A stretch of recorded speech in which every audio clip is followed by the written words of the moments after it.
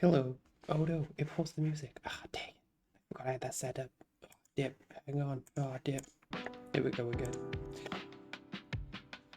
You don't stream in a while and you forget how everything works. Oh, dang it. It's fine. Hello. I'm back, I guess, for now. I disappeared for months because, I got tired of streaming. Because I was getting very burned out with it. But hey, it's new year, the same old me. So I figured I'd come back and do a bit of a tier list thing. Hey, what's up, John Nash? How you doing? Happy New Year to you too. How are you? How was your holidays and how was your New Year? Did you party last night? Yeah, so what did I get up to? Well, I was supposed to do spooky stuff in October and then I chickened out of it. And then I got distracted applying for jobs, so that was fun. And I'm still nowhere near getting anything, but hopefully it's a new year and people keep saying, man, they're gonna hire in November. They're gonna hire in January, so we're being hopeful. Just hoping something's coming along. But we'll see. The games industry is a fickle thing, and we'll get there in the end. You didn't party much, you spent time with family. That's good. That's nice. Having a nice chill holiday. We did the same thing. We had family come down and spend the whole day with us, which was really fun. Got to see my parents and Goose's parents, and my friend came over and stayed with us for a few days, which was great. He got Goose a shadow puzzle, like, you know, what are they like? I'm trying to think of, like, it's a puzzle that looks like it's made of pixels, which is really cool. And they were building that, and then we decided to frame it. So now we have a framed puzzle of Shadow the Hedgehog on our wall, and I think it's the funniest thing ever. It's got a really intricate like border frame on the picture as well, which just makes it even funnier.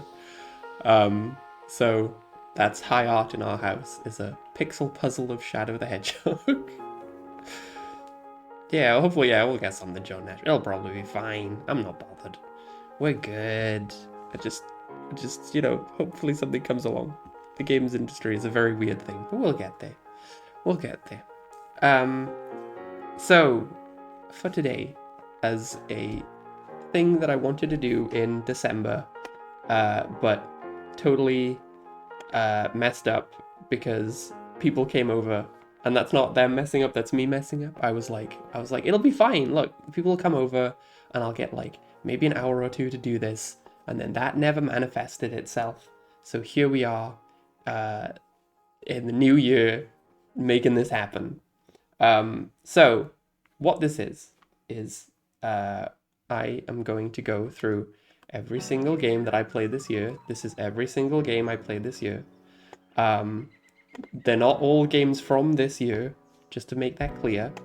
And we're going to rank them into this super cool tier list that I've been adding to. Also, my mouse wheel doesn't work properly, and this thing doesn't have like a slider on the side, which is real annoying, but don't worry about it. We'll come back to that. So if the screen is jumping around, it's because the slidey thing doesn't work properly. But we're not going to worry about that. That's going to be totally fine. Also trying to line... Okay, cool. So when I move up or down, I've got to line with the top of this thing. Anyway, do you know how many games you played this year? I played 132 games this year. There's a thing that I do each year where I keep track of like a metric or like something to do with my playing habits, right? And I've done this for years, since I was like a teenager, late teenager, because I like stats and stupid things like that. So this year's one, after last year's one was a bit of a, as in 2023's one, was a bit of a bad time. It was a bad time. And I'll go into more in detail about that at the later time, because I have a whole thing planned for that.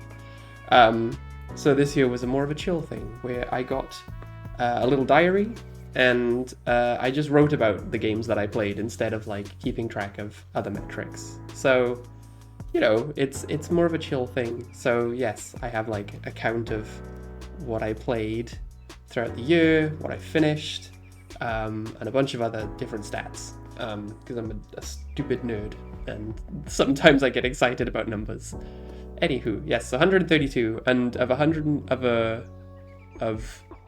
those 132, I finished, and finished is a weird state. Oh, it's in the top. It's in the time even. I'm sorry.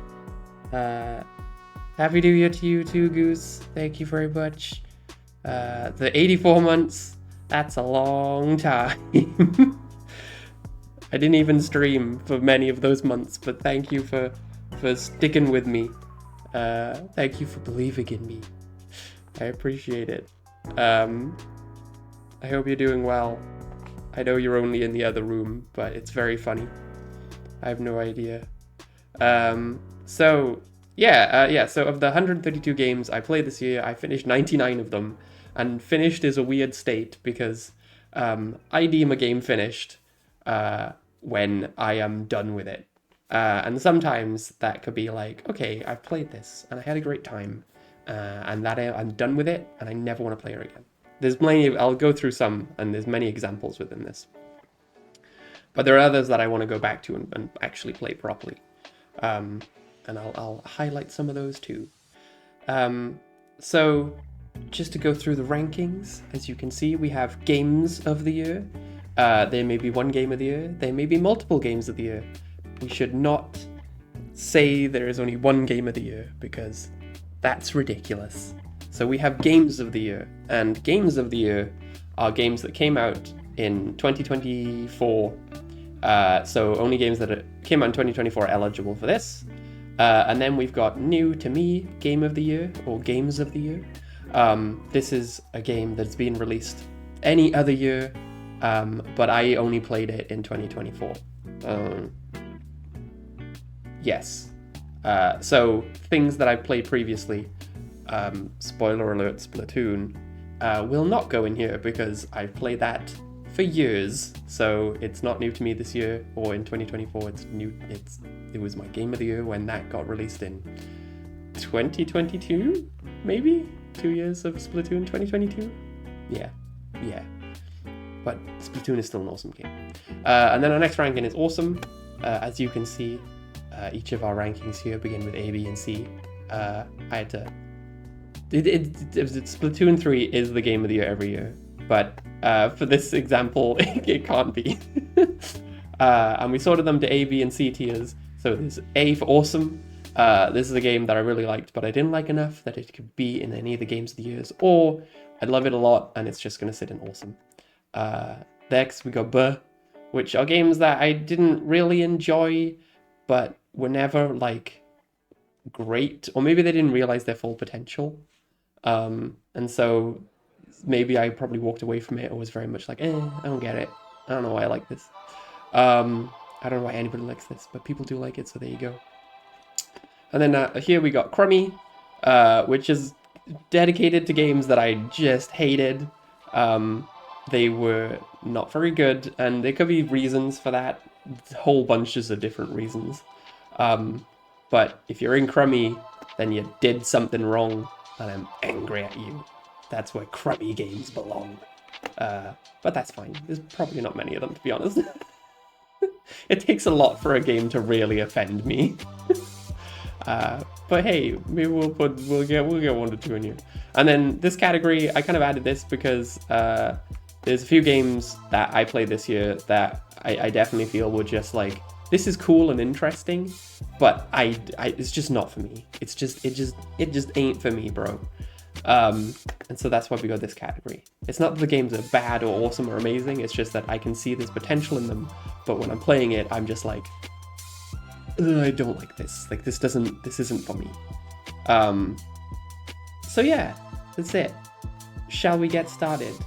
And if we go through, as we're going through, you know, shout out some of your opinions on the games that are in this list. If you disagree, then great, let it be known. If there's some games that you play that I missed, then let me know about those too, because I would appreciate that. There was a lot of very, very good games in 2024. The Steam sales were great this year. And I need to pick up several more games that I missed in 2024. 1000X Resist, Mouthwashing. Oh my god, so many others. But my list is already massive, so I've got to get through that first. Alright, so let's begin. Our first game. This is Stranger in Paradise. I'm gonna do this. I don't know. You know what, I'll just drop it out.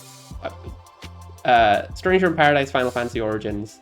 That's, for everybody who doesn't know, that's the game where the guy goes, "Chaos, I'm gonna kill chaos, chaos," and then he puts his earbuds in and listens to emo music, and it's hilarious. But I gotta be honest, I started off the year strong. If you've not played this game because you saw the trailer and you were like, that looks so stupid, then you're right, because the game is really dumb. It is so silly and so weird, but also at the same time, it is so much fun.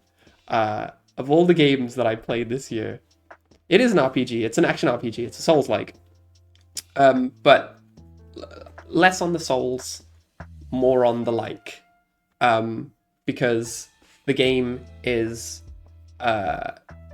it's more of like a 3D brawler. The game is punishing in parts, but not like really bad. It's honestly one of the friendliest Souls-likes I've ever played in my life. And it is like, is it bad at RPGs? That's fair enough. That's fair enough. It's like not like your traditional like Final Fantasy RPG. Like, as I said, it's like a Souls-like. So, you know, you got the action parts of it. But what I really loved about it was the playing it and having like such a great time playing it. Like, I think of all the games I played this year, that's Stranger in Paradise is like one of my favorite memories of playing like a video game. It felt like a video game, which is really funny. And the leveling up system in it is like wild. So it has like a job system, like from most Final Fantasy games. And so you can be like, I'm gonna be a mage or a white mage or a fighter or a gladiator or a monk, and like you put points into those. But the idea is that like you're gonna get through a lot of the jobs really quickly. So you'll get to the end of like the mage job maybe within the first 2 chapters, and then you like upgrade it into the next part, which is like a black mage or a white mage, and you keep upgrading it until you get to the top rank. And the power curve is like hilarious because it just keeps just going crazy. Like it makes your character so OP to everybody that everybody just falls over in front of you, and it's really funny. Of all the games I played this year, I loved Stranger in Paradise. I think about it often. I think that's a good metric for like game of the year, is like when you play a game and it sticks with you so much that you look at it and you go, oh, I could play that again. Like, I could definitely play that again.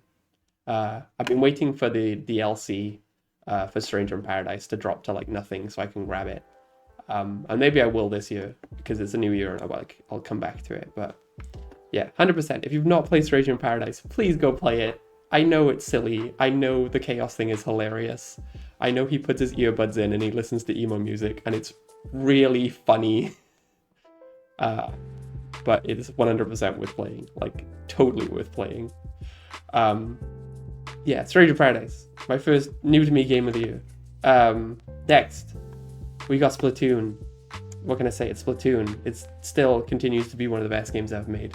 It was a sad year for Splatoon, as we know. Splatoon 3 ended this year. And ended is like a loose term. It looks like they're still doing like a bunch of like live content, but loose, and very loose live content. So it looks like the game's still going. Obviously the game is still going. You can still go play it. If I wanted to, I'd just stop playing it now. But yeah, Splatoon ended this year, which was really sad. Of all the games I played this year, Splatoon is the game that I played the most. As I said, I kept track of the stats. I played Splatoon a lot this year. And that was, one, because I was trying to get all the catalog together, and two, it was the end of the game, and it was very sad. And we all cried a tear when the final when the Grand Splatfest ended. They still owe us the third set of every weapon. Maybe they'll add it. Maybe that'll be like a cool thing. Hopefully they do. I think Splatoon should just keep going forever. Like, forever and ever. Also, we got Side Order. Side Order was great. It was a very cool little distraction. Obviously, my girls, Pearl and Marina, came back, so I loved it. Marina is my favorite ever. No, sorry, oh my god. I mean, Marina is my favorite ever, but also Pearl. Pearl is, like, the best. She is incredible. She just wants to fight everybody, and I love her so much.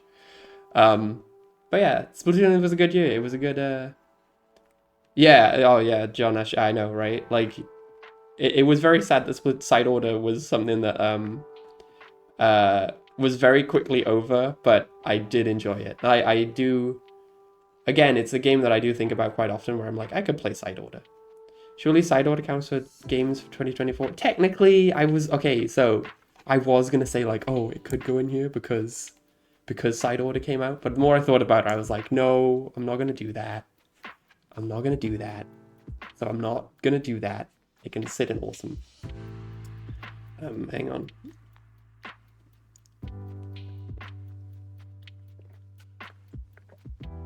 Sorry, I needed to take my tablets. Okay, we're good. I needed a drink. Okay. So yeah, Splatoon. Awesome. Love it. This is Frog Detective, The Haunted Island.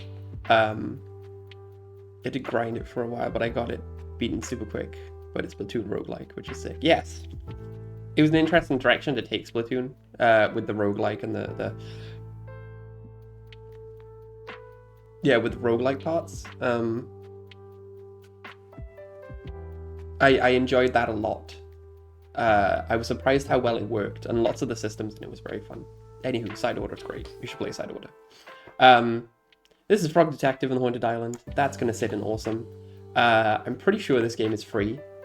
But if you haven't played it, 100%, it lasts an hour, and it is very fun. I think right now it's probably on sale on Steam, and you can get like the 3-pack. There's 3 of them. Frog Detective, I think like the second one's set in the Wild West, and the third one is set... I can't remember where the third one's set, but each one is very silly. Like, they're all very, very silly, very, very fun. Like, it's got a very good attitude, and if you like irreverent comedy like that, this is the game for you. And as I said, it lasts about an hour. If you want to get all the achievements, it's probably an hour and a half. But it's very silly and very fun. And I think it's made by like one person, which is something that I won't usually highlight. But because the game is very stupid, I loved it to bits. So yes, go check out Frog Detective and the Haunted Island. It's free on Steam. It might be free on console and Switch as well. I'm not quite sure. It might not be. I'm not quite sure. Anyway, great game. Next, we have another code, Recollection. Where's this one gonna go? Oh, I don't know. Where's it gonna go here? So...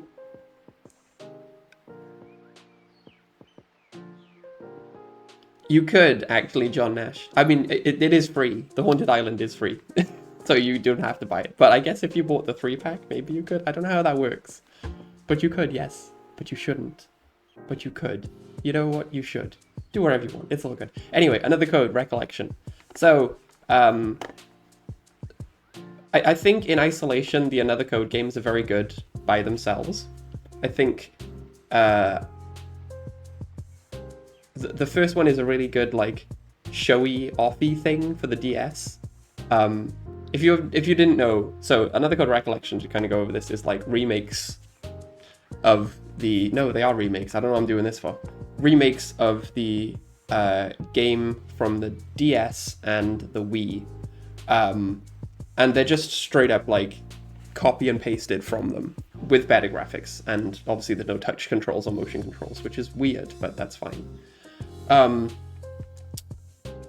And the first game in the series was a launch title for the DS. And it was basically like one of those games that was just like, hey, this is what the DS can do. And it's really good at doing that. Like, the game is very fun and interesting. And that's cool. But when you take all that away and you kind of like put it in an isolation and say like, is this a good game? It's a very okay game. The first one definitely is very like, oh, this is actually kind of interesting. And it's basically like a girl goes to an island and she is told that her dad is there and her dad's been missing for years. And she goes to this island and then she finds out what's happened to her dad. And it's a cool little detective mystery. There's also a ghost involved. And it's nice. It's like just a really very well put together, simple thing. It's very straightforward and very fun. And then the second game is more of the same, but she goes to like a summer camp thing where her dad works. And then it's you uncovering the mystery of like what happened at this lake, because she has like a connection to the lake. And the second one, I think, is just very good at giving you like a really big list of characters to play around with that are really interesting. Like, there's a bunch of really cool little characters on the island. And that was great on the Wii, again, because it had like motion controls and it was really good at showing off like what the Wii could do. But if you take those games and you take them off the consoles and you put them on the Switch, like what made them fun and interesting kind of falls to the side. I think they're still very good games. Like, in isolation, they're very good little detective games and they're definitely worth playing. But they were so much stronger on the original console because of, and I guess you could say it's a gimmick, you know, the gimmicks that came with it. It is worth checking out, but when I looked at my list of games this year, I kind of forgot it came out this year, and I don't think that's a very good sign for being a game that really sticks with you. I definitely enjoyed Another Code Recollection. If it's on sale in a bargain bin, honestly grab it, it's worth it. But man, it's very okay. And that's the problem with it, it's just very okay. But yeah, very good. Just didn't really stick with me throughout the rest of the year. Next, we have the OG Hitman, Codename 47. I got a Steam Deck this year and was like, I'm gonna play a bunch of old games that I've had in my Steam list for ages. And this was one of them, and it didn't work on my Steam Deck because obviously nobody supports it, nobody cares about this game anymore. And honestly, it's not great. I mean, last year. The original Hitman is not a very good game. I like that it has like these ideas, and you can see, like, looking at it, there is the DNA of the games that came after that were like so much better. Like, even the transition from like Hitman 1 to Hitman 2 is like massive. But the first one feels like a third-person shooter that just doesn't work. And it's not that, like, I don't think this game really offended me in any way, but it was very much like the OG Hitman was very much a prototype for like everything that came after. And I'm glad that it was like that prototype. I'm glad that it existed, but it's not a very good game. It is genuinely just like kind of bad. And that's fine. But everything that came after it, even Hitman 2, which isn't like a very good game, it's very okay. Again, I would put like Hitman 2 and Burr. But like Hitman Contracts would also go in Burr. But then Hitman Blood Money and everything onwards, except for Absolution, which would definitely go down here, is gold. But yeah, as a starting basis, you can see it's a prototype or something. There's a lot of interesting ideas that don't work at all in this game. But hey, you know what? They tried, and as I said, everything that came after Hitman 1, except for Absolution and Contracts, good stuff. But yeah, first one, eh. Next, nobody could really see this, but it is there. This is Tomb Raider Underworld, and I can safely say that that belongs in Crummy. Of the when did these come out? When they were like the 2000s era, 2006 era, maybe. I'm trying to think when that trilogy started. There's a trilogy of these games.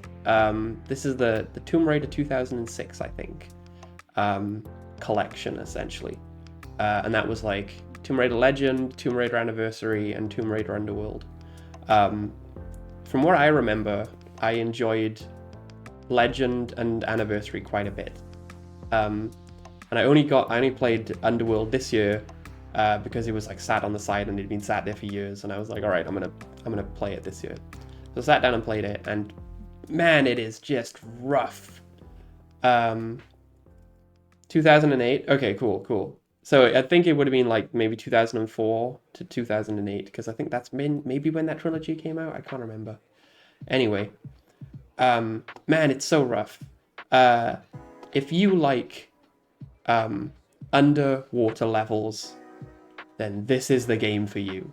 Boy, if you love underwater levels, then Tomb Raider Underworld is the game for you. Like, it is very impressive for its time. Like, I will say that it's a tech on the tech side. Legend of 2006. Oh my god, they did 3 games back to back. Jesus Christ, they must have been crunching on those. 2006, 2007, and 2008. 3 years, and oh my god, they must have been crunching on those. No wonder this game is like not very good. Yeah, if you like underwater levels, great. Go play Tomb Raider Underworld. You'll love it. It's fantastic. I don't. I hate underwater levels. They're slow, and they're not fun. And unless you like speed the whole thing up, it's very boring to like go through. There's also like, just on a design basics, like the level design is very unintuitive, and it's really annoying to play. There's a last boss fight in it that like is completely and utterly just confusing. There are like, the argument came up this year, which is really interesting, about like, oh, why do they keep splashing like yellow paint on everything? And like a lot of people were like, oh, it's so stupid, you should stop doing that. And it's like, okay, cool. I think all the people who said that should go play Tomb Raider Underworld and then come back to the conversation, because my god, like, the game just doesn't tell you where to go, and the level design is so bad that it's hard to figure out like what to jump on, so you end up just jumping at walls constantly to try and figure out where to go. Yellow paint is great. Having no yellow paint and a bad level design is not great. Yeah, Tomb Raider was bad. It's just bad. That's just not a great time. That's what happens. Exactly, John Nash. Yeah, that's what happens. You develop them 3 at a time and it doesn't work out, and people involved are going to get burned out, and it's not fun for everybody involved. Yeah. I'm glad that maybe we stopped doing that. There's probably still people who do it, but hopefully not too many. That's Tomb Raider Underworld. I'm moving on. I could rant so much about Tomb Raider Underworld, but I won't, because I won't. Next, the Capcom Arcade Stadium. So as I said, I got a Steam Deck this year, and I've been going through like old games on my Steam Deck. And that was one of the games that I got, purely because I've been on an arcade kick lately, and I've been really enjoying like really short, straightforward games. Especially last year, I just played so many of them.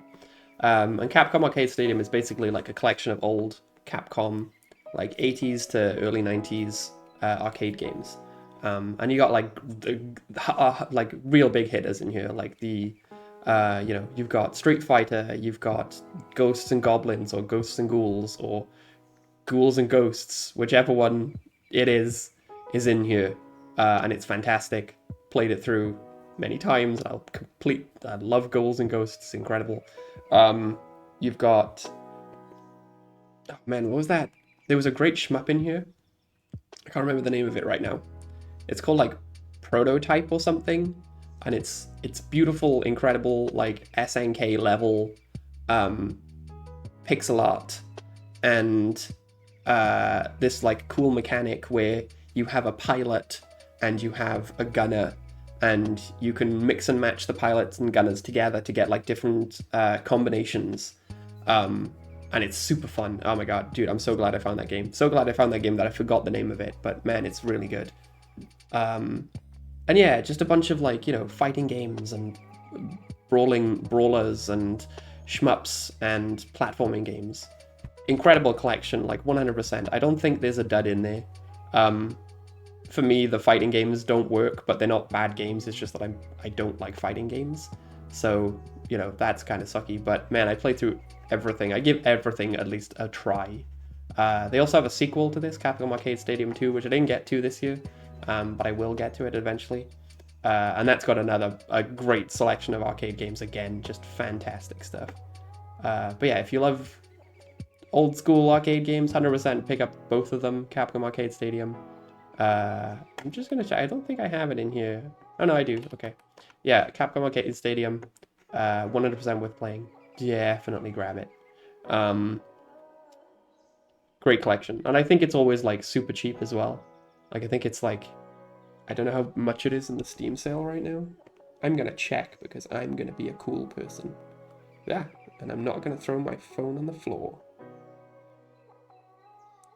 So the Capcom Arcade Stadium is like free, but then you buy all the games as a package. And the bundle right now is a cool, hang on, oh.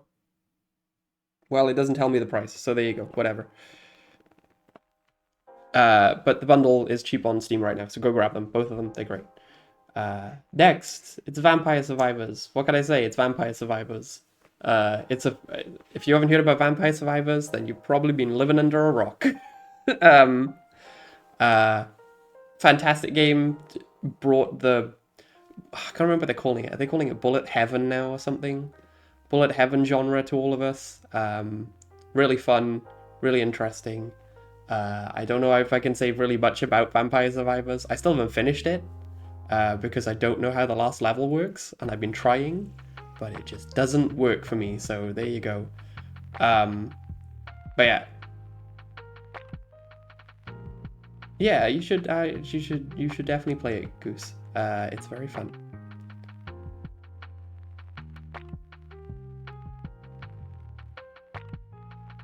The resolution for the year to play it open and play everyone. I mean, that's a good resolution. I could honestly, like, if you played all of those games, it'd keep you busy for an entire year. If you tried to finish all of them without cheating, not cheating, without using continues, I should say, it would take you a long time. God, old arcade games are so evil, but so much fun. Yeah, that's the thing. Vampire Survivors is great. You should definitely play it. It's usually really cheap as well. It's probably in the Steam sale for like a penny right now. So go grab it, play it. Fantastic. Always has been, always will be. Just so much. Just occupy your brain for like an hour or even like 30 minutes. Exactly. It does make sense that arcade games they did want you to keep putting money in them. It was the free to play tactic of the 80s. Oh, they gave it away. Oh, they gave Vampire Survivors away for free on Epic? No way, that's awesome. That's great. It's fantastic. I'm glad that more people got exposed to it. Next, it's Shank 2. I don't know where Shank 2 could go. I'm very indifferent about Shank 2, that's the problem. I'll put her in bear. Do I want to put that in bear? Oh, I don't know. I feel sorry for Shank 2. Can I feel sorry for a game? Am I allowed to do that? No, it's fine. It can sit in there. It's fine.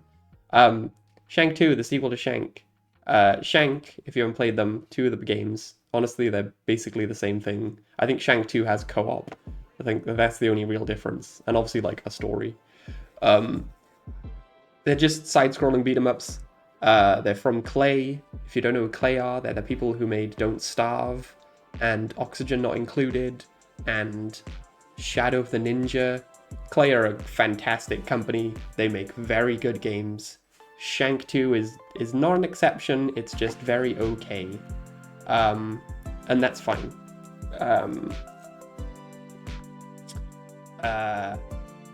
It's just okay. Like, that's the thing.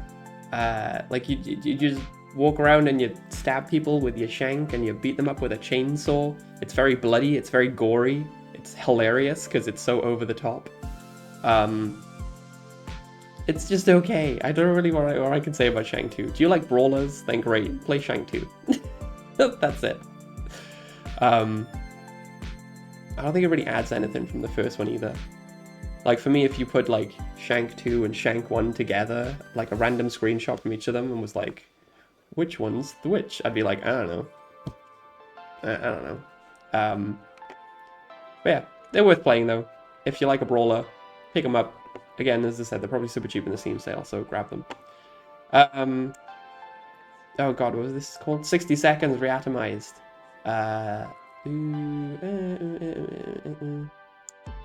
Put it in there. 60 Seconds Reactomised is a... what's the best way to describe it? It's like an adventure game. Oh, there you go. It's like, if you played like a choose your own adventure game, that's kind of what 60 Seconds is. You play a family, and for the first 60 seconds of the game, you have to run around a house and grab a bunch of items and throw them into like a bomb shelter. And then you have to jump into the bomb shelter. And during those like first 60 seconds, depending on what you grab, will either like help you in the bomb shelter section. So as soon as that first 60 seconds is over, after you've grabbed stuff and thrown them in, the game turns to like a straight up like choose your own adventure game. So basically you get like a screenshot of like the people sitting in like the bunker, and then you get like a bunch of choices, and it's like, okay, do you want to feed them today? Like events will happen where it's like, hey, there's a knock at the door, do you open it? Or do you keep the door closed? Do you send people out into the wasteland to go get supplies and whatnot? And so you make up this like, you get this like little cool choose your own adventure story. And it's fine for like 1 or 2 playthroughs, but the more I played it, the more the pool of events, like I think the pool of events was very small, and so I was seeing the same events over and over and over again. And so it kind of gets very boring very quickly. It's not a terrible game, as I said, it's very okay. But if that's what you're looking for, if you're looking for a little choose your own adventure game that you can maybe spend like an hour or 2 playing, then definitely pick it up. But beyond that, like, I don't think it's anything special. The people who made this also made a sequel that takes place in space. I think it's called like 60 Parsecs or something. I haven't checked that one out, so I think I should at some point, because this game is very good. It's just that pool of events is so small that you're going to see the same things over and over and over again. And that makes, like, if you want to unlock the achievements or something, that makes that very tedious. But yeah, worth checking out if you want to mess around with a choose your own adventure game. Definitely worth it, but I wouldn't say it's anything too special. OG Breath of Fire. Okay. So, this is a weird one.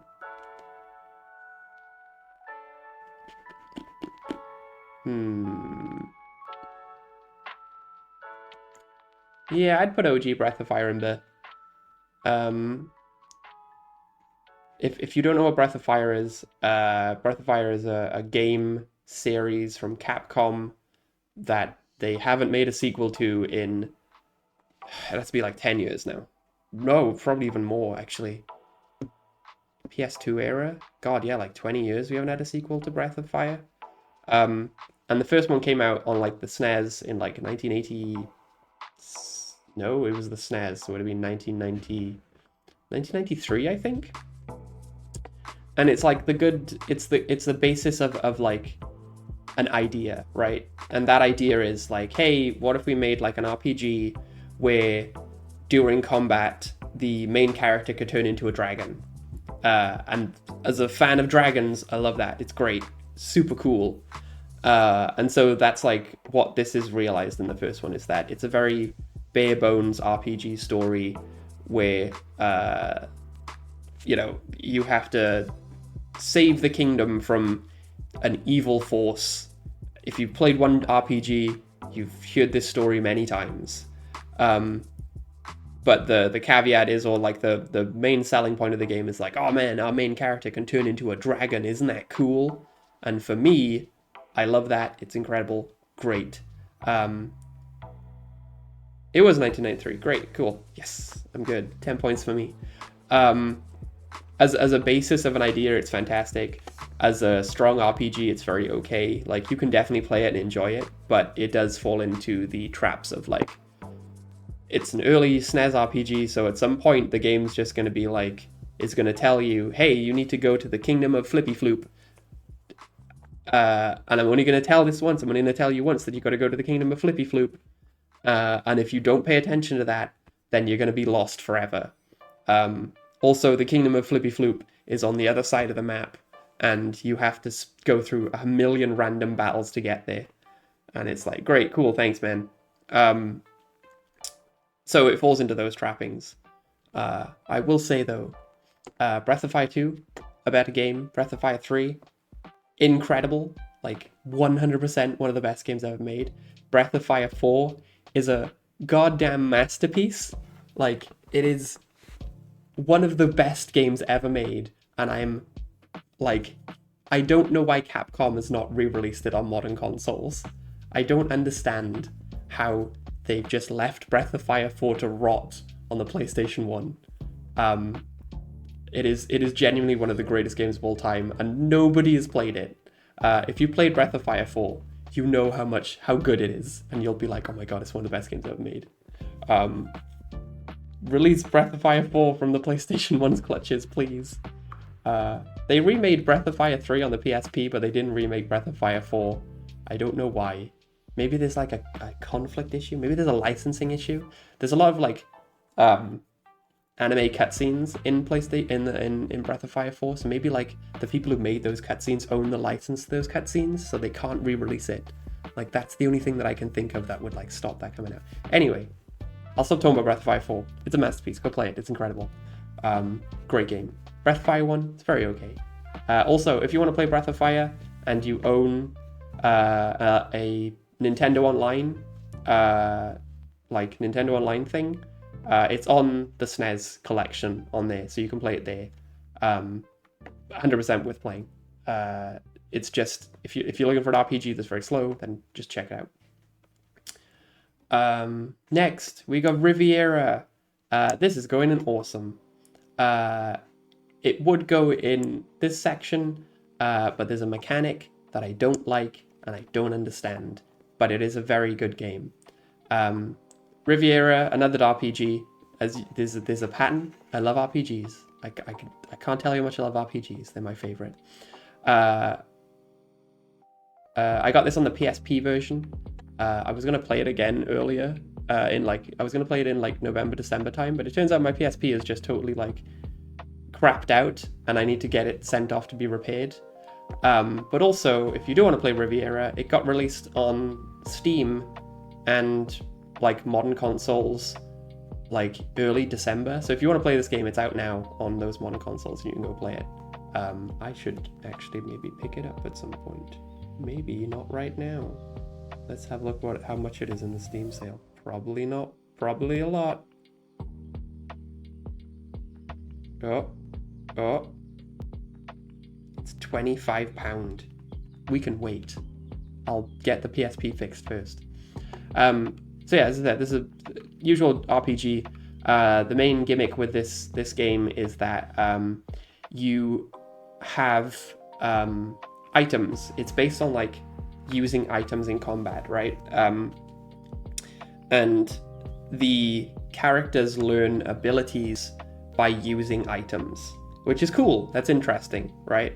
The problem is that to learn the ability of an item, you need to use it a certain amount of times, but an item only has so many uses. So say that there's, there's a sword, and on the sword, there's an ability that you can learn called Super Stab, and you need to use the sword 50 times to learn Super Stab. However, the sword can only be used 25 times, right? So you need to find another one of that sword to learn Super Stab.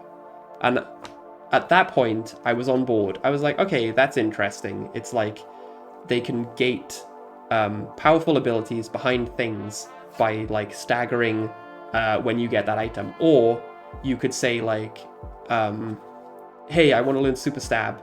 I need to buy 2 swords so that I can learn Super Stab, because that's like 25 uses per sword. That's 50 uses to get the ability. And then I just need to use that item, like that item all the time, right? And that's interesting. And I was on board with that.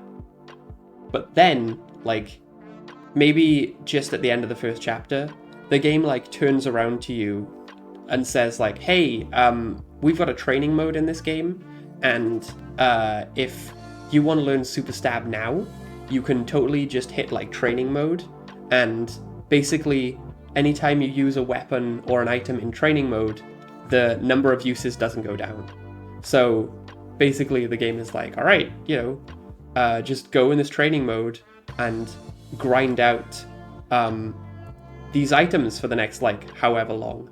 And that part was like, man, I love that you included it, because it's good. It's relatively okay design, because you don't want people to miss out on things. But at the same time, it's like, great. So anytime that I get a new item now, the game has to completely just stop dead so I can go into training mode and use this item 50 times and then learn the ability. And that kind of sucks. I love that training mode exists, because it's great that you can't miss out on content. At the same time, it is super annoying to just have to like sit there for like 10 minutes and grind out an item. Apart from that, like, it's still a very interesting game. It's very fun and well written. I think it has like a very like anime harem storyline, where like, you're the guy, you're the hero, and you basically surround yourself by these pretty ladies, and all these pretty ladies love you, and it's very okay in those terms, but all the ladies are like super sassy, like all the time. It's like they kind of hate the main character, which is very funny, and I find that very funny. They're gonna get together in the end, but it's very fun. And yeah, save the world from the big bad. That's all you gotta do. But yeah, it's good. It's definitely worth checking out. The training mode is kind of annoying, but also at the same time, like, it's definitely worth playing. Hey, what's up, Gibbsy? How you doing? I'm gonna stretch. I'm stretching. I stretched. Happy New Year to you too, buddy. Hope you're doing well. How was your New Year's? Did you have a good time partying? I assume you partied 24/7. You just woke up. See, that's how much you partied. This is it. Anyway, yeah, Riviera. It just got released on like modern consoles and on Steam. 100% worth playing. If you want to like just skip out on the training mode, you can, and that's fine. The game doesn't punish you if you run out of items, because it has like an item that's like infinite. It's very weak, but it doesn't mean that you're going to be left out, like not being able to continue the game, which is good. But yeah, check it out. It's really cool. The people who made this game also made a few other games after it that are also really interesting. Again, RPGs, but like a spin on the idea. So I think the next one is like, it's like a tactics game, but there's like a really good spin on the tactics game. And then the one after that is something else. I think that's also a tactics game, but a spin on the tactics game. Cool company. They've only made like 3 games throughout their entire career, but they're all very interesting games that people should check out. Yeah, no partying. All good here, just being lazy, stay in bed. So too sure weird another day was. We've been good. Christmas has been involved, so I've been having some time to just not interact with people. So that's been pretty cool. And then decided to stream today, so that was fun. But yeah, hope you've been good. Alright, next game on the list, Assault Cactus Android. I'd throw that in awesome. Assault Cactus Android is a shmup. It's a shmup. No, go for it, buddy. It's all good. It's a shmup and it's very straightforward. It's you just shoot a bunch of robots and you collect power-ups. But you basically have like a battery, and the battery is always running down. So the reason to the way to keep the battery at full power is to kill a bunch of things, and you steal their like battery power or something. And so it's very quick and it's very fast, and it's very like you have to stay in combat all the time. And if you get hit, then your battery drains. And so it's the balancing of being very efficient at killing things and not getting hit. Because if you do, you lose battery and then you die, and that's very okay. But yeah, it's totally worth checking out. I don't think there's much else I can say about it. It has a bunch of characters who have like a bunch of different like abilities, and it varies the gameplay because of those different abilities. Like, one's got like this like swarm missile thing that like shoots missiles everywhere, and one's got like a Gauss rifle that can like shoot through walls. So that's really fun. And another's got like a sword. So, you can play it in many different ways. And it's very fun to play. Definitely worth checking out. It's probably like pennies in the Steam sale right now if you want to grab that. But definitely worth checking out if you like shmups. And it also has cute characters in it, with really good animation. Like, surprisingly good animation for what it is. Definitely worth checking out. 100%. Here we go. Oh my god. You ready for this one? Aw, dip. Aw, yeah. Let's talk about Granblue Fantasy Relink, everybody. Okay. So, 100% was my game of the year since the start of the year. Like, 100%. There was nothing else that really hit those heights. Except maybe one other game, but we'll talk about that one in a bit. And that was for different reasons. Granblue Fantasy Relink is like so much fun. It's so incredible that it exists, because it was in development hell for years, and then it comes out, and I think a lot of people really liked it, and then everybody just stopped talking about it, and I was the only person who was like at the back and was like, why isn't nobody talking about Granblue Fantasy Relink? It's like really good. Why is nobody talking about this game, please? Somebody put it on your best of the year list. Nobody did. Like, I can't believe. I think it just got forgotten. And that's fine. Like, people can forget. It's not a big deal. But I loved it.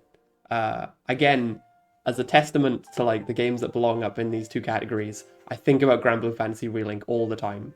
I love that it's an RPG made by a mobile studio, and they could have chosen to, like, make the entire thing, like, this whole, like, exercise in how far you can push a player before they get frustrated and leave, and they didn't.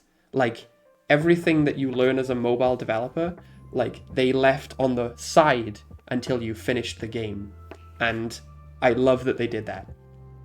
I love that, like, all the characters are really interesting and fun. Some of them are absolutely ridiculous. There's little stories relating to every character. I think there's like 20 plus characters in the game. Each one of them are playable, and each one of them have their own little stories, so you get to know them. Each character comes with like a different combat option. So like if you like shooting guns, there's a gun shooting character and you can like shoot guns, and then you get a bunch of abilities that let you shoot guns good. If you like somebody who wields a scythe, and they're super powerful, but also super squishy, because I made him that way. He dies if he gets hit, but if he doesn't, then he just keeps killing things instantly. Then they've got that character. They've got sword guys, spear guys. There's a guy who wields a fishing rod, and is very fast. If there's a character archetype that you like, Granblue Fantasy Relink has that for you, and you should go play it. It's a very somewhat straightforward RPG. As I said, with every RPG that's ever made, you gotta go save the world, kid. You gotta go fight the big bad, and the big bad is big and bad, and you gotta go fight him. It has some of the most over-the-top, wild bosses I've ever played. It's just so much fun to just fight them, and you do have to fight them quite a bit, especially in the end game. They're all very varied. Not one of them is similar. Every boss encounter feels like its own little fun little game that you've got to play. Ah man, there's just so much in the game that I just absolutely adored. I'm not really one for story. I feel like a story in a game is just there for set dressing. There's not many games that have a very fantastic story. Granblue Fantasy is one of them. It's not something that's really anything to write home about, but the core gameplay is so strong that it just trumps everything else.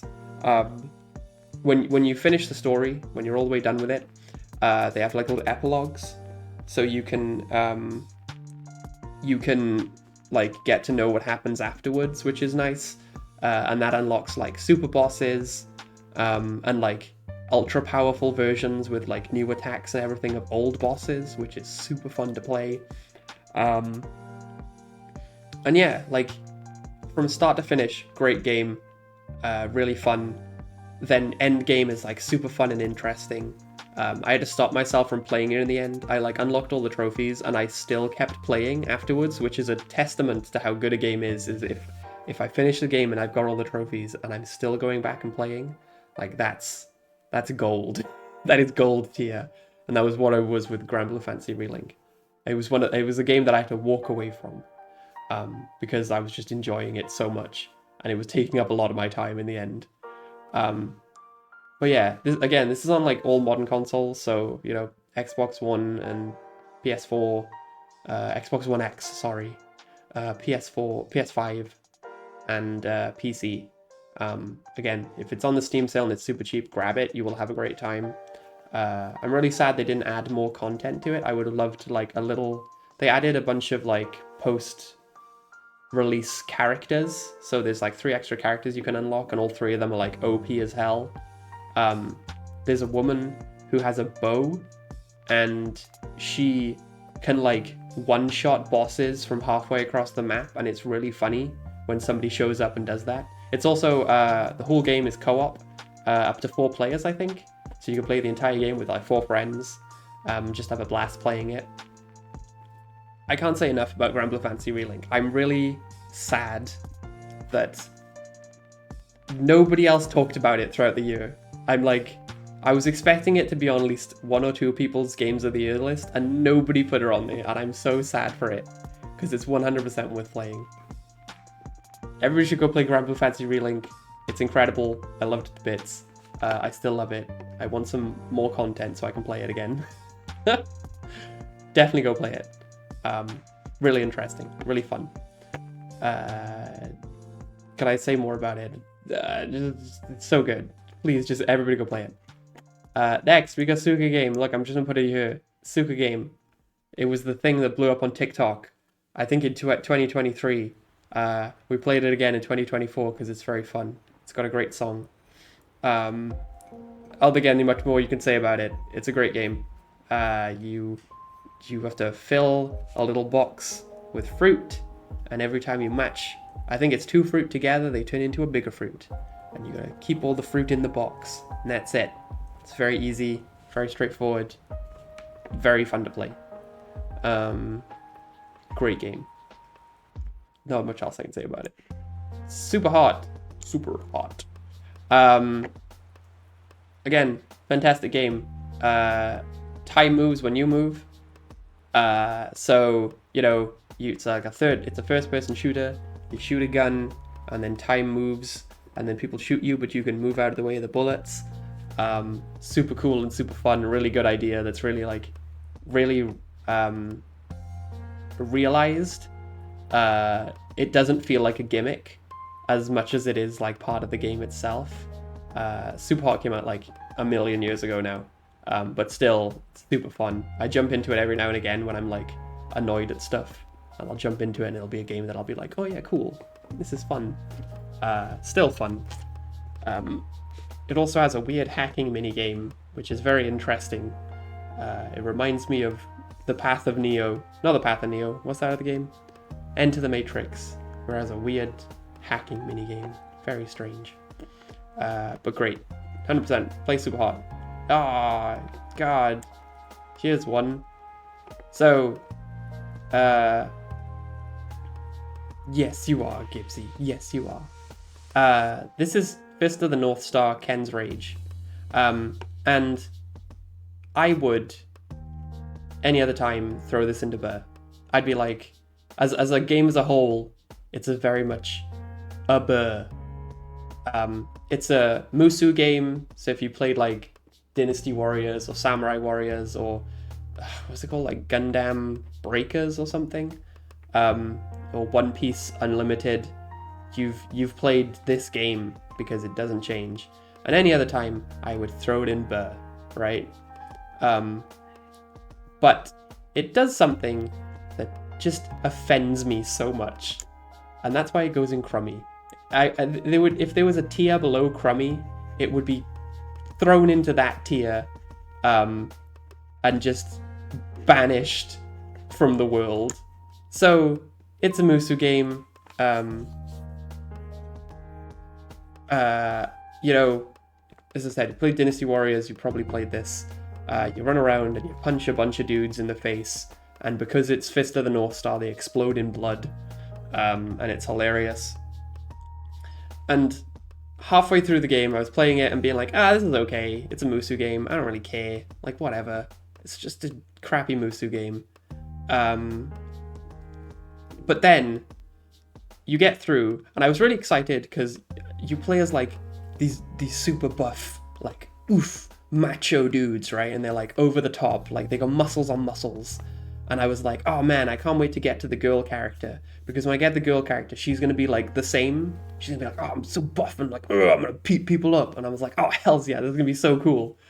And the moment you get to the girl character, like instantly, it just like misogyny city just flies out of everything. Oh my god, like within the first 5 seconds, like somebody strips her clothes off and she's naked. And then in the next 10 seconds, she's the only character in the entire game, right, who can like crawl. So she crawls to get under things, right? And the camera is basically up her butt. Like the camera is up her butt and you're just looking at her butt. That's it. Like that's the camera angle they chose. They didn't want to go first person. They were like, no. We're gonna shove this camera right up that butt. The female characters, all the female characters, by the way, there's like 3 in this game. They're the only characters whose clothes can come off. When they get damaged enough, their clothes come off. Oh my god, so much rage. So much rage. There's alternate costumes for every character in the game, and the alternate costumes for all the women characters are bath towels.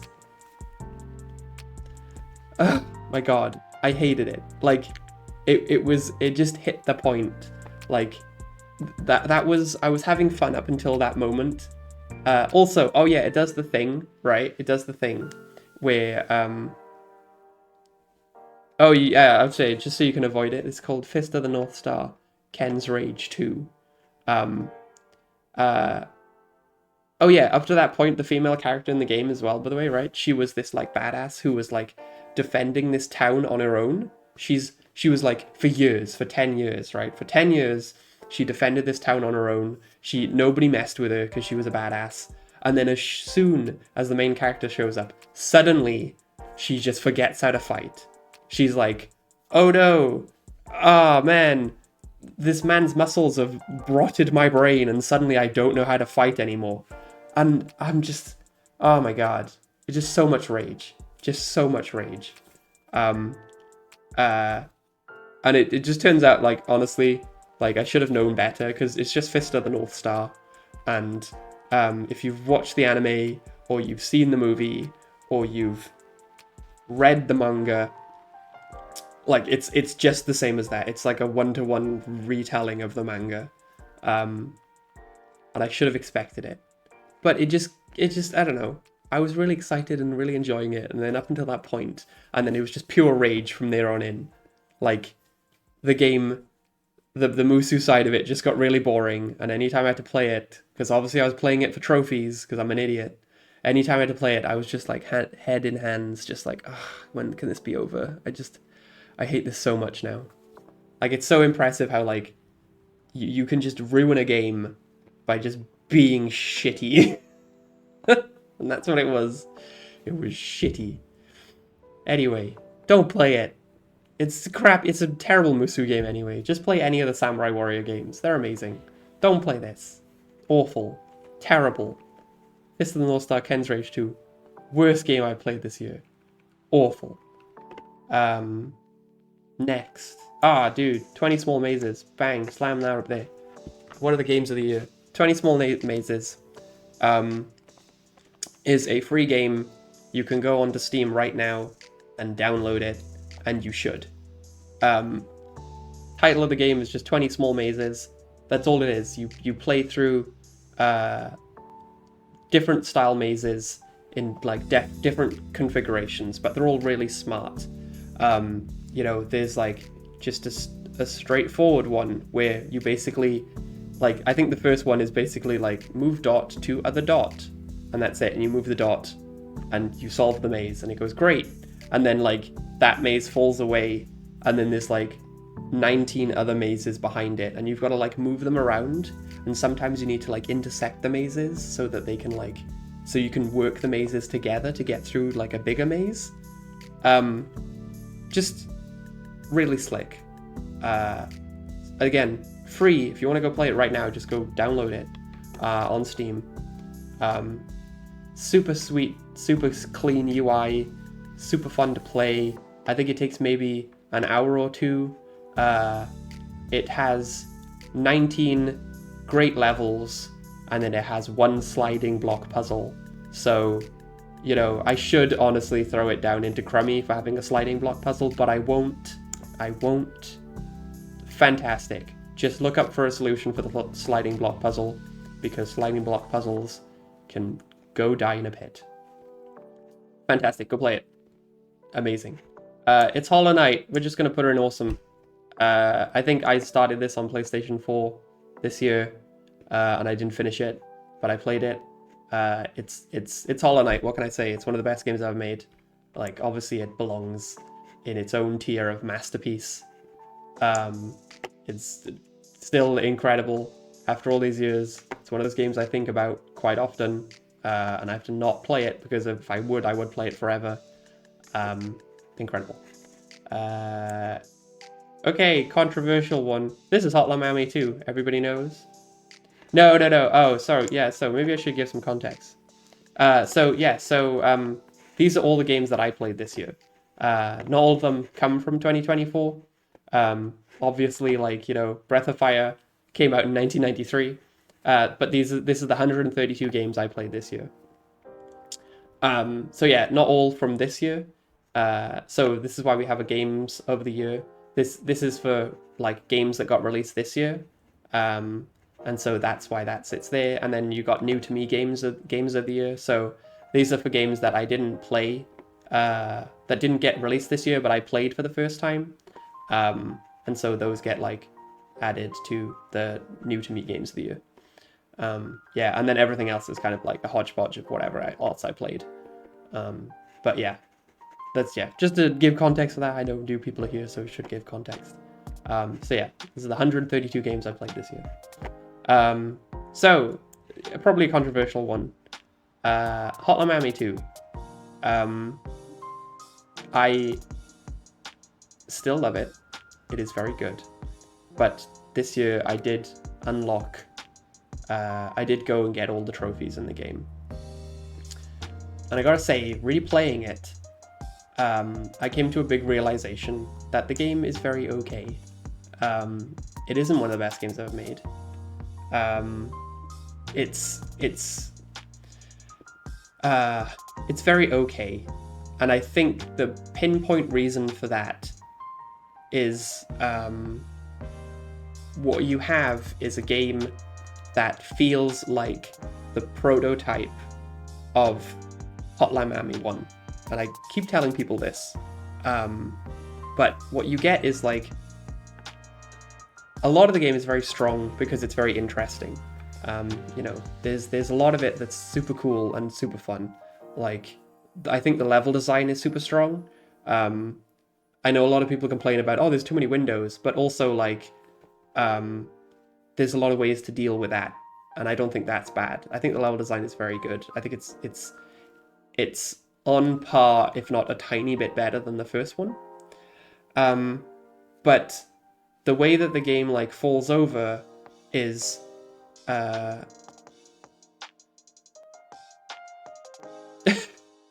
what? What is blue? Okay, I gotta look that up later on. Wait. I gotta look that up later on. I will look that up later on, Gibbsy. Ploofy. Okay. I was just saying, it feels like a prototype of the first game, right? And the way that is that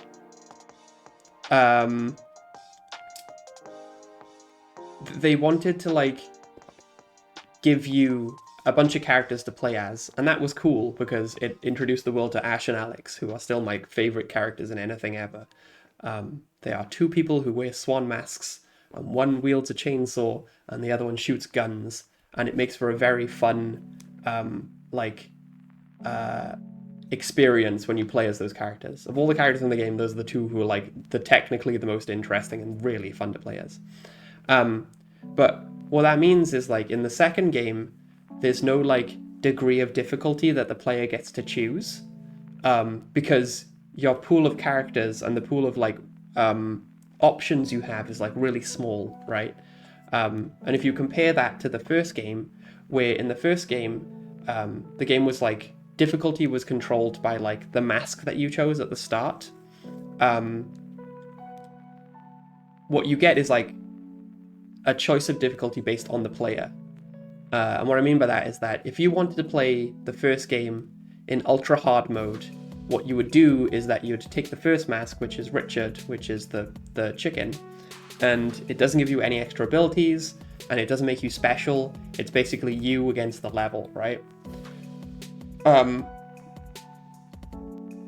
But as you go on, like you get more options to play with, right? I think by the third level, you unlock Tony, and if you know who Tony is like this tiger, and he basically makes you like, you have like super punches, and you can run around and basically punch everything in the face and they die instantly, right? And you probably get that by the third level. And that means that what you've got now is the ultimate like cheat in the game, that basically allows you to just run around and punch things in the face, and it makes the game like super easy. If you watch like speedruns of Hotline Miami 1, they'll often use Tony the Tiger, which is great. Yes, and he is named after the Frosty's cornflakes. No, Frosty's tiger. But in the second one, you don't have that. You have like the degree of difficulty is basically chosen by the developer, and it's them deciding like, hey, you need to use this character, and if you don't use this character, then we're going to force you to use this other character. And so a lot of the frustration comes from the fact that the game's difficulty is amped up so much, and it's so difficult because you can't just be the thing you want to be. And that's fine. It's a choice. It's a choice at the end of the day. And so like looking back on it, especially this year, like I definitely reassessed my love of Hotline Miami 2. I still think the soundtrack is an absolute banger. Like, it introduced me to Carpenter Brute, and everybody knows that I friggin' love Carpenter Brute, one of my favorite artists of all time. And I think, like, again, as I said, Ash and Alex is in the game, and I love those two to death. I think those two are like, they should make an entire game where you play as Ash and Alex, because the way that they control is so much fun and so interesting. But yeah, definitely like reassessed Hotline Miami 2 this year and was like, it's not as good as the first one. It's definitely not a game that I want to go back and play many times. You can't drive when Carpenter Brute's Turbo Killer. Oh yeah, I know, right? Jesus Christ. That song was made for like every single racing game ever made. and yet it shows up in this game where you kill a bunch of people. But yeah, reassessed my love of Hotline Miami 2. Still a fantastic game, but it isn't as strong as the first. Okay, another one that came out of nowhere and surprised the crap out of me. My second game of new to me game of the year. This is Indiana Jones and the Infernal Machine. No, I will have to watch that, Gibbsy, the Mr. Bean video that contains Turbo Killer. It sounds hilarious. So yeah, Indiana Jones and the Infernal Machine. This year, we had the release of the Tomb Raider trilogy, which I never got around to playing. Actually, I think when the Tomb Raider trilogy came out, I bought this game because they announced the new like Indiana Jones and the Great Circle. Is that... I can't remember if the Great Circle is the name of the video game or the new movie. Dial of Destiny and Great Circle are the two that I get confused. I think Great Circle is the video game. I'm pretty sure of it. Yes, the new Indiana Jones was ray tracing only, and so it required a super mega rig to play it, which is hilarious. But this isn't that. This is Indiana Jones and the Infernal Machine, which came out in like 1998, I think. Either 98 or 96. But I was shocked at how much I liked it. I was shocked at how much I loved Infernal Machine, actually. How... Once you get used to the crappy controls, and it is, look, it's a game from 1999, so the controls are going to be absolutely dire. But once you get used to them, once you like figure out how it works, the game just becomes like this really good this really good Tomb Raider clone. And not so much in like the way that the Tomb Raider clone as in bad, but Tomb Raider clone as in good. It knows that its combat is kind of jank, so it never forces you into like really annoying combat bosses or scenarios. Like most enemies die in one shot, which is great. That's fantastic. When you know your combat kind of sucks and that's not the point of the game, then just make everything die in one shot. Who cares? But what really shines about the game is just how good the level design is and how good the puzzles are. There's a lot.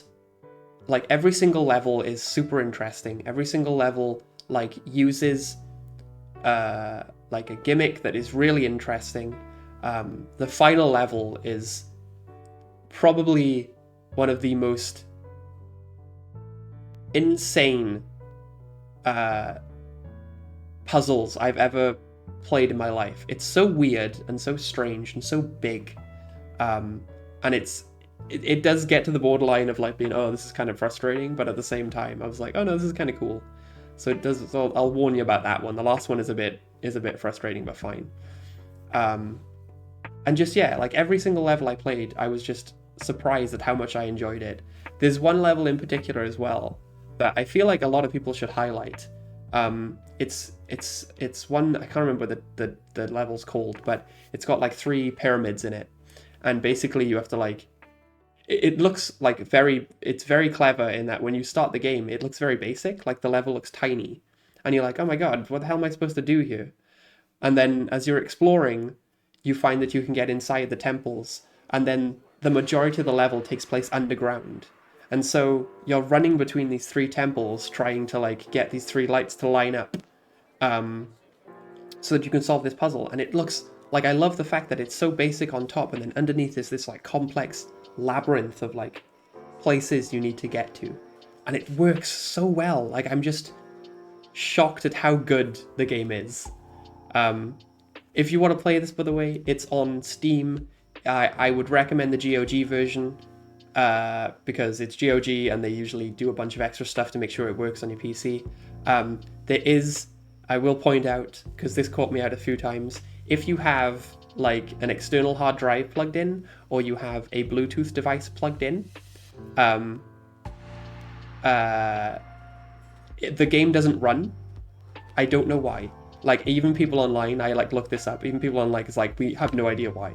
But for some reason, if you have like a Bluetooth adapter plugged in, or you have an external hard drive, the game just doesn't run. It just like crashes all the time.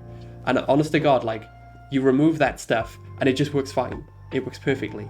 I never had any issues, except for that weird Bluetooth thing. Yes, and also on GOG, they put some extra work into it. Also, it's DRM free, so you can just download it anytime you want and play it without having to sign into anything. So that's great too. But yes, like 100%, Indiana Jones and the Infernal Machine, absolutely incredible. I couldn't. It's one of the biggest surprises of the year for me. That I think about it all the time, and I walked away from it like wanting to play more. Like that's the sign of such a good game, is like you play it and then you're like, oh my god, I can play this so much more. But yeah, 100%, like totally go check out Infernal Machine. Also, if you're on an Indiana Jones kick, go play the greatest game of all time, which is Indiana Jones and the Fate of Atlantis. Fantastic point and click adventure game. Nobody talks about it. It's one of the best games ever made. But yes, great game. Next up, Castlevania Legends. I love this. It's definitely like not up there as one of the best Castlevania games in the world. But Sophia Belmont, the OG Belmont, the mother of... Oh no, what's his name? Oh no, what's their name? Oh dip. Oh no. The guy in the first game. The mother of the guy in the first game. Simon. Oh my god, there you go. Sophia Belmont, mother of Simon Belmont, the OG. His name is not Jimmy. He's not Jimmy Belmont. Good old Jimmy Belmont. She was the first one who went up and kicked Dracula's ass and then started the Belmont clan. She was there. She's the best. And she's not canon anymore, which makes me sad. But I love Sophia Belmont. This is a fantastic game. It's very much in the vein of Castlevania 1, where you run around a castle and you punch things in the face. And it's great. And she has the whip, which isn't called the Vampire Killer yet, because it hasn't killed Dracula, but it kills Dracula and it turns into a Vampire Killer. Fantastic game. If you want to play this, I don't recommend tracking down a copy of it, because they're like hundreds of pounds. But it is on the Game Boy player on the Nintendo Switch, so you can play it on that if you have a Nintendo Switch, and definitely worth playing. Like, love this game more than I thought I would. I did cheat through a lot of it, because it does the thing where if you jump into a pit, it like kills you, and I hate one-hit death pits. So anytime I jumped into a pit by accident, I just rewind time a bit. So that takes away that frustration. I recommend doing that.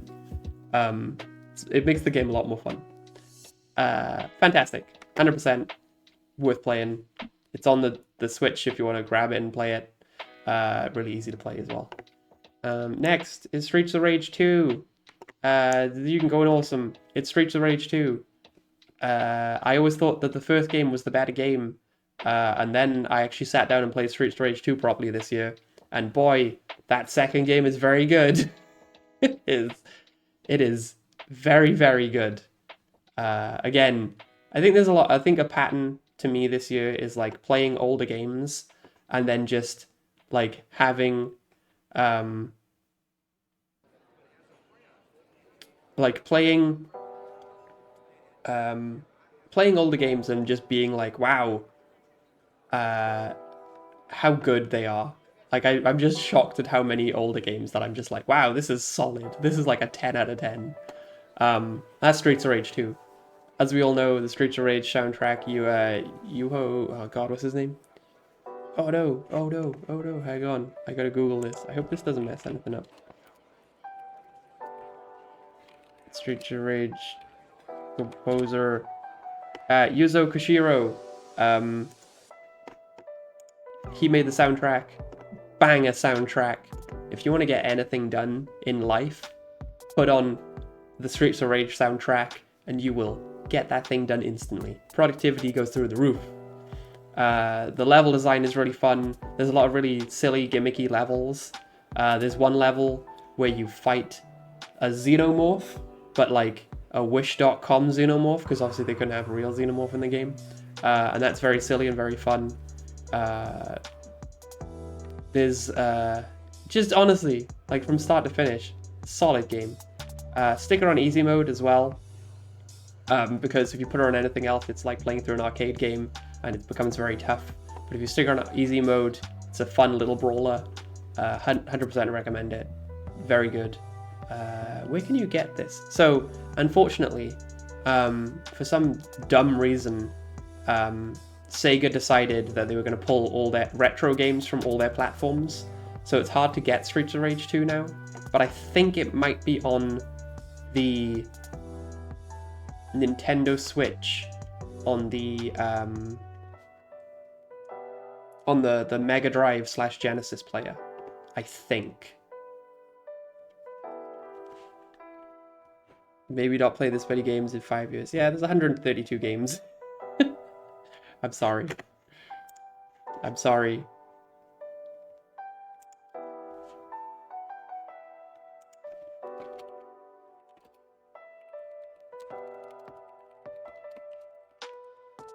Hey God, I'm changing the title.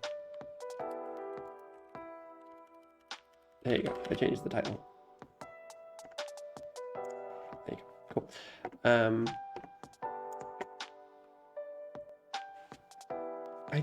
I don't have many hobbies. I just play video games. That's all I do. I'm terrible, I know. But this is just who I am. Anyway, we're moving on. Street Rage 2, play it. It's incredible. Mario Kart 8, what can I say? It's Mario Kart 8. Still one of the greatest games of all time. Fantastic. It's Mario Kart 8. Still incredible. Oh no, the screen's moved down now. Oh, dip. Hang on, now I gotta do this to like get the next game. Does that like... Oh God, it does. Okay. That's annoying. Next is Bobble. That's OG arcade Bobble. Still good. Still a lot of fun. Still has a banger soundtrack. What can I say? This is also on Nintendo Switch, on their on Hamster's arcade collection. Worth playing. Also, Taito Milestones 3 came out in December. It's also part of that collection too, so worth playing that. Bobble is still fantastic. Still so much fun. Got a banger soundtrack. Next, it's Destiny 2. Here you go, Destiny 2. You can live in Burr. I don't know. The more I go back to Destiny 2, the less I like it. Like, every time I go to play it, I feel so tired. Like, I want to love Destiny 2, but Destiny 2 doesn't want me to love it. It's like a toxic relationship that I don't like. Not that you should ever like a toxic relationship, but it definitely feels like that. Man, there's so many problems with Destiny 2 now. It's got like content bloat, and so anytime I go back, I feel like 50 different people are shouting at me, and I just want all of them to shut up and tell me what to do next. And then when I say that, all 50 of them shout at me to tell me what to do next. And I'm just like, oh, Destiny, just please, just stop. I just need you to chill. I want to play it so much. I do love Destiny 2. Again, it's still one of the best games to play that have, like, wild guns that are so much fun to use, right? But just, it just, I don't know. Like, how do you solve a game that's been around for, like, how long now? Does it have its 5-year anniversary this year? Or how many years has it been since Destiny 2? I'm trying to think where I was. Yeah, it's been a while. It's probably in its 5th-ish year, maybe longer. And yeah, it's just got content bloat. And it just isn't fun anymore. And I want to, every time I open her up, catch you soon, Goose. Anytime I open her up, I'm just like, all right, let's shoot some stuff. And then I shoot some stuff, and I'm like, Ah, God, I'm bored already. It's still a great game. It's still fantastic. It's just that there's just so much of it now. Anywho, next. Just Cause 3. Ooh. Okay, so two things with Just Cause 3. If you play Just Cause 3 and you only play like the story and then you're done with it, it sits here, right? Fantastic first playthrough. Fantastic, just like so silly and fun. The movement system in Just Cause 3 is one of the most fun things in the world. Even when I went back this year to like finish off the trophies, still so much fun. Like the way that you can go from like ground to like air to wingsuit, then back to the parachute, then like grapple hook your way across the map. So much fun, so fluid, just works. Great first playthrough, and of course, like all the you basically run around and you destroy a bunch of stuff. That's all Just Cause 3 is. You run around and you blow stuff up, and it's over the top and really fun. And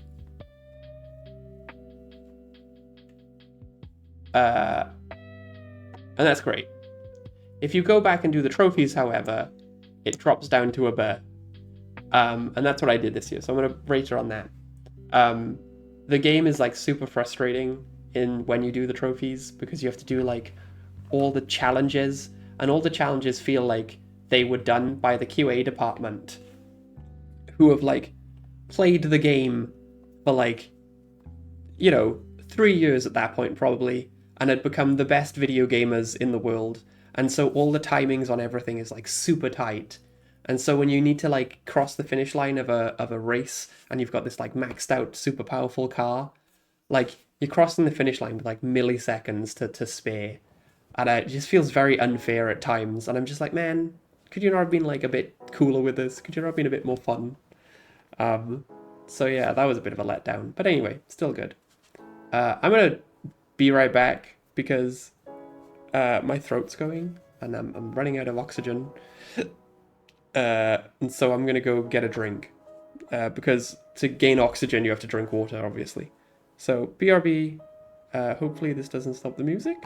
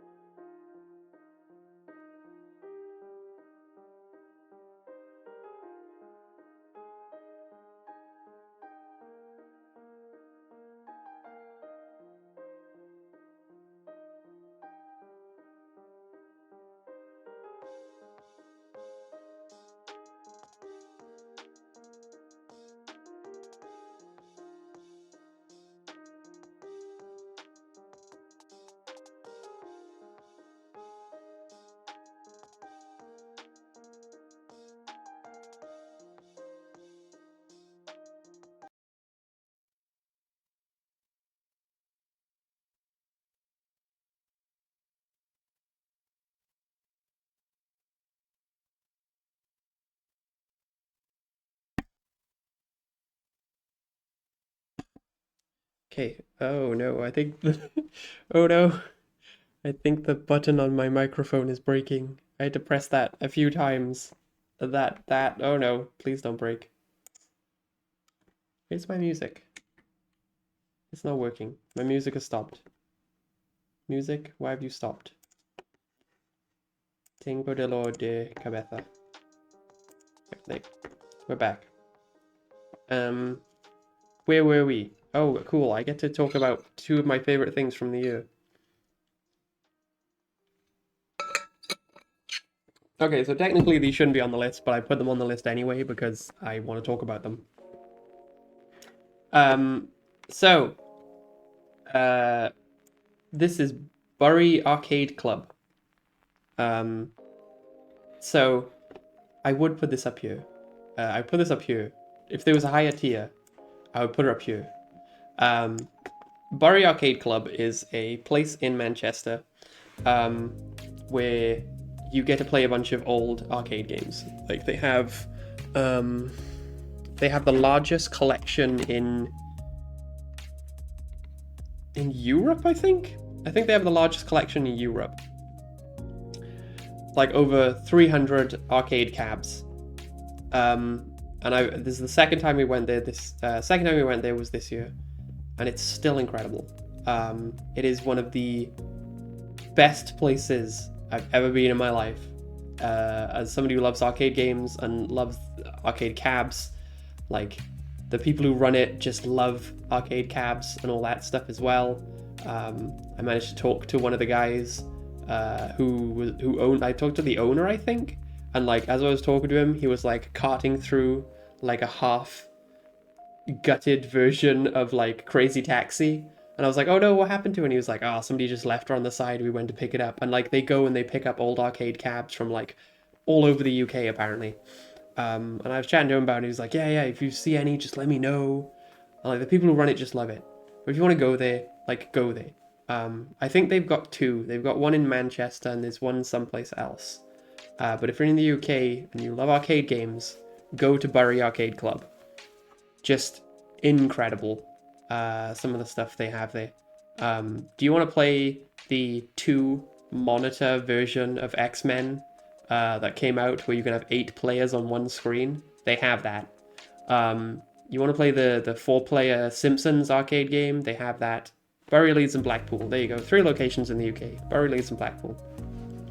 Worth going. What else do they have? You know, they've got the original Nintendo Punch-Out, the arcade cab. That's Punch-Out and Super Punch-Out as well.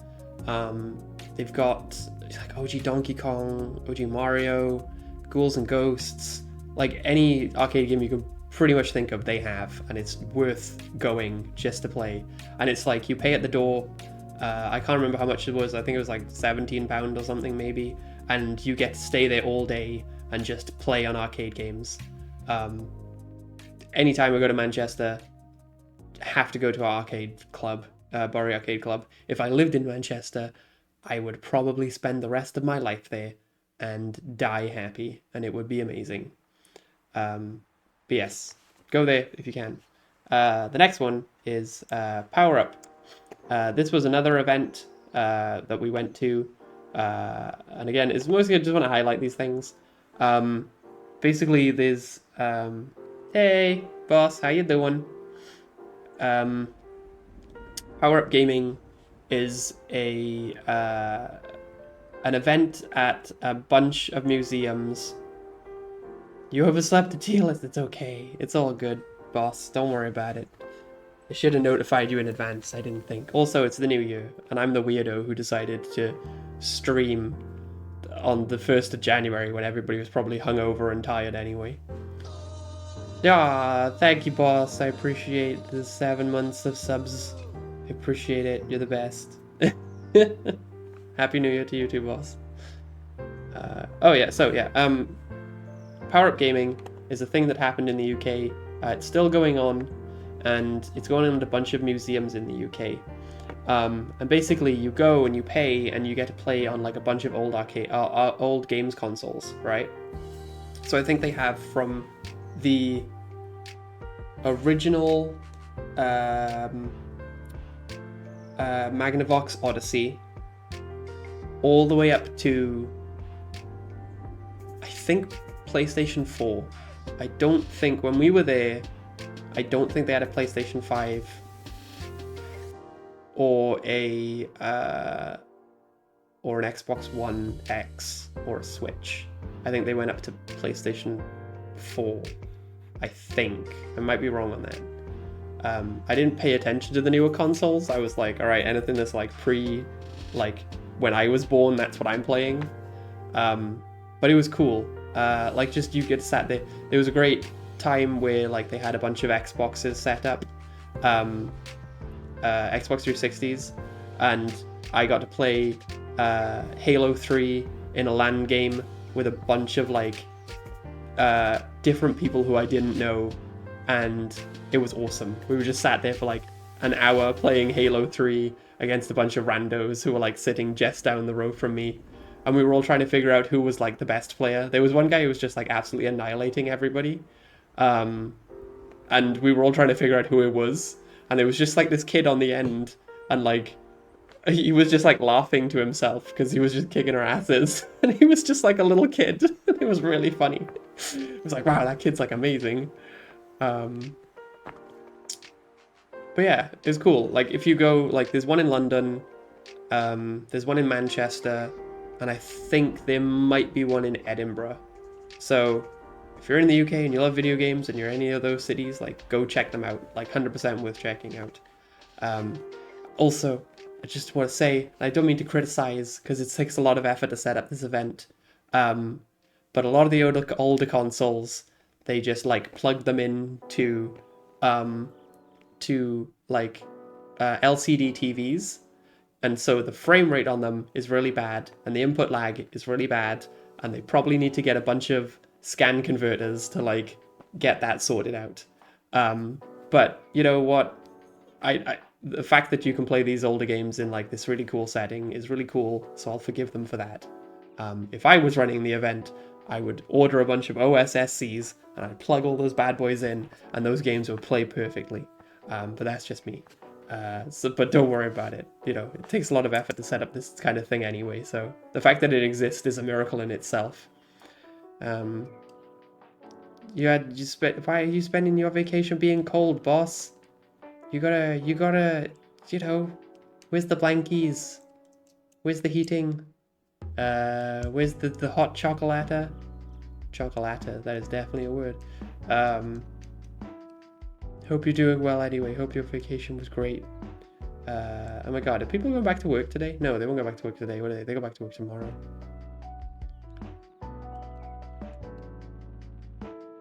Cold one. Yeah. She's getting crunk. She's the boss. She can do whatever she wants. Okay, that's that one. Next, Breath of Fire 2. Again, like Breath of Fire 1, it's on the SNES. It's okay. Again, it's an evolution of the idea of what if one of your characters could turn into a dragon. Okay, cool. Let's do that again. So there you go. Not much to say about it. Again, as I said, like 3 and 4 masterpiece. Like 4 is a masterpiece, and I still can't believe it's stuck on the PlayStation 1. 1 and 2 are very okay RPGs. Nothing real special about them. They're just very okay. Your story is go stop the big bad from doing the nasty evil thing that he does, whatever, or still the same thing, whatever. One thing I only just realized as well is on the covers of these games, they've got like these jacked dudes who are like, oh, I'm so strong, I'm supposed to be Ryu. And like in the game, Ryu is like this skinny kid who is like nothing. He's so weenie and skinny. But I guess they wanted super buff dudes on the cover. to be like, oh yeah, sure, you could be a buff man. You're back in work on the 7th. Looks like the American Mega Man. It does look like the American Mega Man. I love the American Mega Man. I think it's hilarious. He's my favorite. Anyway, sorry, we're moving on. Breath of Fire 2. Again, if you want to play it, it's on the SNES thing on Nintendo Switch, so you can play that if you want to play it. It's worth playing, it's worth checking out. But, as I said, it doesn't reach the heights of 3 or 4. 3 or 4 is when the series really took off. Yes, okay, next. We have Woah Dave. I don't think this game is available anymore. I'm not quite sure. Okay, Kipsy. Shouldn't IV coffee into your body? You'll die. Woah Dave. I don't think this game is available anymore. It was like Kipsy. It was like a free download on PlayStation 4 like years ago, and I grabbed it because it was free. And I played it then and was like, oh, this is fun. But this year, I decided that I was going to play it a lot. And I did. I got really into it. It's a really simple, like, platforming game. And basically, like, you play this character called Dave, and he picks up eggs and skulls. And when you throw the eggs, you kill the enemies. When you throw the skulls, you kill the enemies, but you also break the eggs.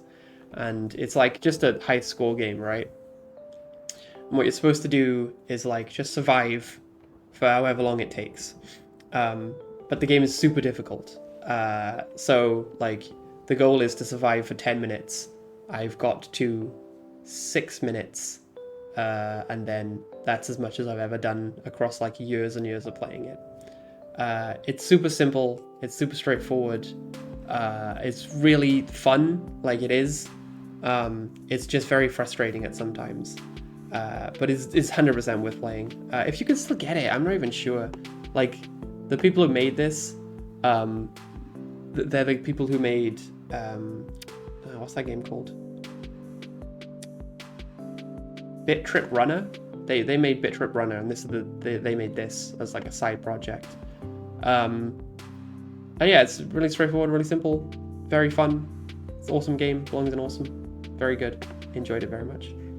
80 days. Slam that in awesome.